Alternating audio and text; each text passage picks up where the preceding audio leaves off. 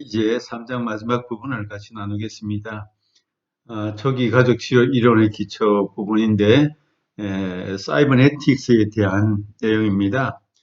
사이버네틱스라는 용어가 원래는 공학적인 용어고, 원래 그리스 배조타수라는 그런 용어에서 시작이 되었습니다. 특별히 2차 대전 때 베이천과 미드라는 학자 주변에 특별히 인문학과 또 다른 이제 여러 학문들이 함께 공동으로 논의하는 과정 속에서 살아있는 유기체하고 또 기계와의 이 작동 원리 사이에서 어떤 원인과 결과 또 자극과 반응, 투입과 산출이라는 이 선형적인 인과관계와 또 살아있는 유기체가 순환적인 배열, 선형적인 그런 관점과 순환적인 관점, 이 두 가지를 연결하는 과정 속에서 이 사이버네틱스라는 용어가 만들어지게 됩니다. 그래서 수학자 위너가 처음으로 사이버네틱스라는 용어를 사용하게 되었고, 이것을 이제 가족 치료에 또 처음 사용한 학자는 베이천이었습니다.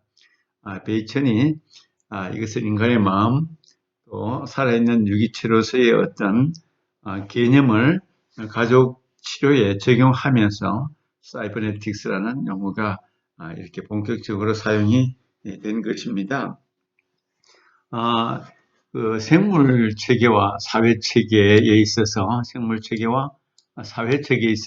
순환적인 인과관계와 피드백 기제에 대한 그런 과학적인 용어가 사이버네틱스입니다. 그래서 이 사이버네틱스는 1차와 2차로 나누어지는데 1차 사이버네틱스를 일반 체계 이론, 우리가 앞에서 살펴봤던 일반 체계 이론과 같은 관점에서 사이버네틱스 하면 일반 체계 이론과 같은 이런 의미로 생각하게 되었습니다. 그래서 1차 사이버네틱스가 있고 2차 사이버네틱스가 있는데 2차 사이버네틱스는 포스트 모더니즘 사조를 반영한다고 볼 수가 있습니다. 피드백에도 여러 가지 수준이 있기 때문에 여러 차원의 고차원적인 그런 피드백 관련 용어를 설명하기 위해서는 2차 사이버네틱스에 대한 그런 개념으로 발전을 시켜나가게 되는데 1차 사이버네틱스인 그 일반 체계 이론 그런 관점에서는 주로 관찰자와 내담자, 체계와 어떤 관찰자 이런 차원에서 내부적인 그런 구성 이론으로서 내부적인 그런 용어로서만 사용이 됐다면 2차 사이버네틱스에서는 이 내담자와 관찰자가 상호 교류하는 전체적으로 피드백이 오갈 수 있는 그런 차원에서의 관계성으로 만들어 나가는 개념이 됐다고 이해할 수가 있습니다. 사이버네틱스에 대한 전반적인 개념, 구체적인 개념은 아주 후반부에 다시 한번 자세히 나오기 때문에 그때 좀 더 정확하게 나눠 볼 수 있도록 했으면 좋겠습니다. 초기 가족 치료에 있어서 아주 몇 가지 중심되는 그런 개념이 있습니다. 이중 구속, 더블 바인드, 부부 균열, 메리탈 스큐와 메리탈 스키즘, 부부 균열과 부부 불균형, 거짓 상호성과 거짓 적대성, 이런 개념들이 있습니다. 그 가족 치료 초기 개념에서 나온 주로 개념들인데 이중 구속이라는 개념 말 그대로 한 가지 그 어떤 사건 사고에 대해서 두 가지 이상의 어떤 내용이 동시적으로 언어적 비언어적 메시지가 들어있을 때 일치되지 않는 두 가지의 어떤 메시지가 들어있을 때 내담자의 입장에서 볼 때 그것에 종속되어 있는 어떤 구성원 가족원의 입장에서 볼 때는 이러지도 못하고 저러지도 못하고 예스도 아니고 노도 아닌 그런 어려운 상황에 지속적으로 빠지게 될 때 그야말로 이중구석에 빠져 있다 그렇게 보면서 이런 상황이 장기적으로 일어나면 조현병, 정신분열증이 발생한다고 보는 것이 초기 가족치료 연구학자들의 그런 관점이었습니다.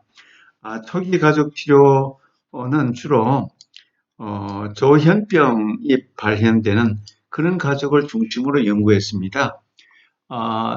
정신분열증이라고 하는 이 조현병이 발생했을 때 개인 심리 치료에서는 해결하기가 난감하고 어려운 그런 부분들이 많이 있는데, 그때 이제 일반 체계 이론과 함께 가족에 대한 그런 접근, 가족 치료에 대한 접근을 하면서 이 조현병에 대한 어떤 연구가 본격적으로 시작이 된 것입니다. 이중구속 개념은 베이천의 연구진들이 개발한 그런 개념이라고 볼 수가 있습니다. 이중구속 상황 안에서 언어적 메시지와 비언어적 메시지가 서로 일치되지 않을 때, 모순을 일으킬 때 이런 상황이 지속적으로 이루어지면 혼란에 빠지게 되고 이러지도 못하고 저러지도 못하는 조현병, 정신분열증이 발생한다고 보는 것입니다. 예를 들어서 우리 어머니가 자녀에게 어머니가 여러 가지 어려운 상황, 심리적으로 불안정한 상황, 아주 예민하고 또 관계 속에서 온전한 사랑과 돌봄을 받지 못한 우울증 상황이나 어려운 상황에 빠져 있을 때 자녀가 칭얼대고 어렵게 하면 엄마 나 나가서 놀아도 돼 이렇게 했을 때 엄마가 그래 나가라 그래 나가 놀아 만약에 큰 소리로 그렇게 얘기를 했다면 이 아이는 엄마 나 나가도 돼 나가서 놀아도 돼 이렇게 질문했을 때 엄마의 답변이 그래 나가서 놀아라 이렇게 따뜻한 음성으로 답변을 했다면 내가 나가서 놀아도 되는구나 이렇게 이해를 했겠지만 어머니의 목소리를 보니까 나가야 될지 안 나가야 될지 두렵습니다. 그래 나가서 놀아도 돼. 만약에 이렇게 크게 대답했다면 이 메시지 속에는 나가지 말라는 의미도 있고 나가라는 의미도 있고 두 가지가 이중적인 그런 메시지가 담겨 있습니다. 이런 차원에서 아이는 혼란을 겪게 되는데 또 다른 여러 가지 많은 우리가 예를 들 수도 있겠죠. 엄마 나 사랑해, 엄마 나 이뻐해 이렇게 했을 때 그래 뭐 그렇게 따뜻한 사랑의 언어가 아닌 아주 다른 의미가 담겨 있는 그런 용어를 쓴다면 틀림없이 아이는 엄마가 나를 말로는 사랑한다고 하지만 실제로는 사랑하지 않는 것과 보다 이렇게 느낄 수도 있을 것입니다. 이처럼 이중구속 상황이 지속적으로 반복될 때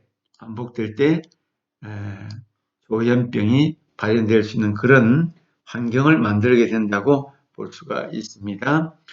부부 균열과 부부 불균형이라는 그런 개념도 있는데 이거는 메리탈 스키즘이라고 데어도 리처라는 정신 분석 학자의 그런 개념이기도 합니다.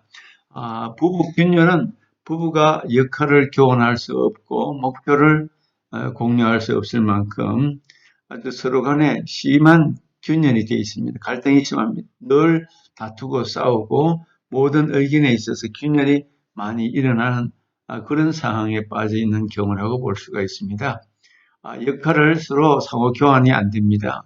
목표도 또 보완할 수 없는 그런 여러 가지 균열된 그런 상황을 메리탈 스퀴라고 그렇게 표현합니다. 스키즘이라고 하는 것은 불균형, 부부간에 남편이나 아내가 서로 권력이 지나치게 불균형을 이루고 있어서 한 사람이 아주 강하고 한 사람이 아주 약한 위치에 있습니다. 남편이 강할 수도 있고 아내가 강할 수도 있습니다. 서로 반대일 경우도 가능합니다. 이런 불균형을 이루고 있을 때 가정에는 모든 여러 가지 평화가 깨어지고 안정스럽지 못하고 역기능적인 상황을 만들 수밖에 없게 되는 것입니다.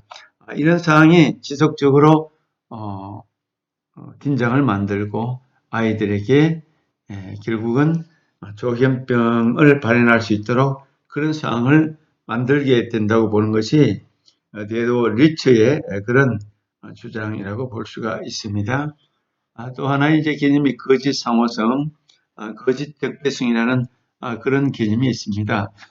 거짓 상호성이라는 말, shadow mutuality, 거짓 적대성, shadow hostility, 이런 그 개념은 겉으로 드러난 모습과 실제 모습이 이제 일치하지 않는 그런 모습이라고 볼 수가 있는데, 겉으로 드러난 가족 구성원들의 친밀한 상호작용, 겉으로는 굉장히 친밀한 것처럼, 친한 것처럼 얘기하고, 남들이 볼 때는 아주 각별한 사랑을 나누는 것 같은데, 실제로 그 내면 속에는 그것이 거짓이고, 전혀 친밀하지도 않고, 좋은 대화가 만들어지지 않습니다. 그래서 이런 거짓 상호성 속에서는 갈등 표현이 어렵고, 거짓으로 가족 구조가 만들어져 있기 때문에 유머라든지 어떤 사랑의 어떤 친밀감이 전혀 나타나지를 못하게 되는 것입니다. 거짓 적대성도 마찬가지입니다. 가족 구성원들이 겉으로 거리감을 두고 적대적인 방식으로 상호작용을 하는 그런 상황에 처해 있습니다. 갈등이나 불화를 직접 다루지를 못합니다. 의사소통이 굉장한 어려움을 겪고 있습니다. 겉으로 드러나는 모습과 내면의 모습이 전혀 다르기 때문에 이런 거짓된 상호성과 거짓된 적대성은 결국 자녀들이라든지 누군가 이런 피해를 직접 보기 때문에 이런 상황 속에 있는 우리 자녀들은 조현병이 나타날 가능성이 아주 크게 되는 것이죠. 그 다음에 고무 울타리라는 그런 개념도 있습니다.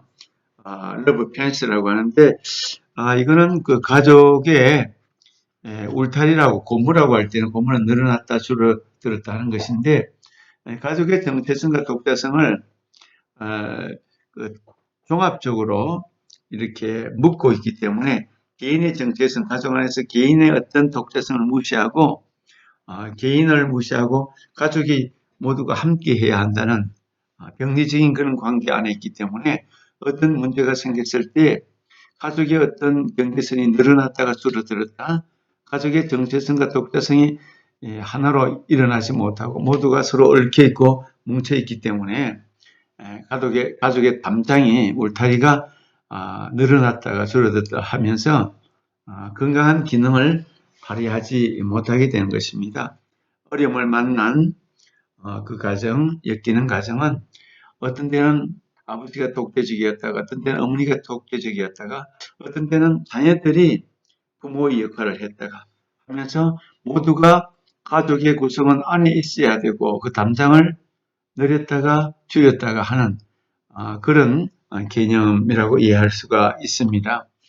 그래서 고무 울타리라는 이런 정체성 없는 온전한 정체성이 마련되지 못한 개인이 무시되는 그런 가족 구성원 안에 있을 때도 이런 조현병이 발생할 가능성이 있다고 보는 것입니다. 이처럼 이제 가족 치료의 여러 가지 개념들 가운데서 그야말로 온전한 기능적인 그런 가족 구조를 만들지 못할 때는 가족의 여러 가지 병리적인 현상들 때문에 병리적인 현상이 곧 여러 가지 정신장애를 일으키게 된다고 본 것이 초기 가족치료학자들의 입장이었습니다. 그래서 이런 초기 가족치료의 개념을 통해서 이제 점차적으로 가족 이론들이 하나씩 발전하면서 그야말로 오늘날까지 여러 가지 이론들로 풍성하게 열매를 맺게 되었습니다. 먼저 초기 가족 이론들에 대한 기본을 우리 잘 다루면서 하나씩 더더욱 발전된 이론으로 접근해 나갈 수 있도록 그렇게 해 나갈 수 있으면 좋겠습니다. 3장은 여기까지 하고 마치겠습니다. 수고하셨습니다.